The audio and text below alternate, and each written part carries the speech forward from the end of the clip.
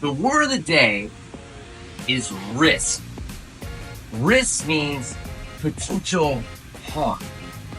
Risk is important because the most risky thing you can do in life is take no risk at all.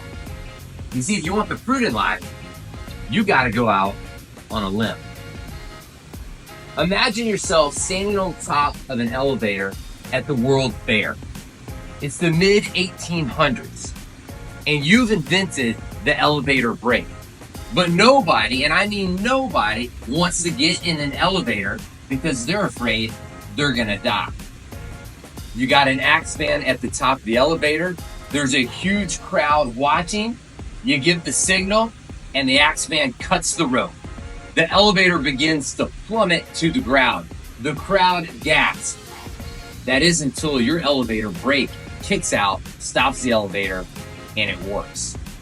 You announce to the audience looking at you, all safe, ladies and gentlemen, all safe. That's what Elijah Otis did. And the next year, he installed his first elevator in downtown New York City on Broadway. You see, up to then, New York City didn't have many buildings that were over 5 stories tall. Why? Because nobody wanted to walk to the top.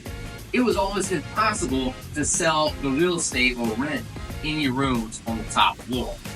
That was until Elijah Otis invented his elevator brake and started selling elevators.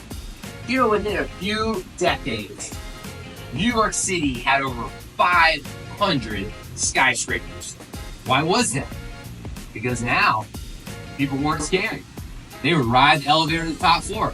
And guess what real estate was now the most valuable? It was the floor with the best view. Elijah Otis changed the game. And how did he do it? By cutting the rope. There's over 58,000 elevators in New York City today. 58,000. 11 billion rides a year on those elevators. And guess whose company manages most of them? Elijah Otis Elevator Company. Here's the point. If you want to rise to your potential and take hold of whatever dream it is that God's put in your heart, then you and I might have to cut the rope. Because cutting the rope is the first step to eventually cutting the rhythm on the dreams that He's put in our heart.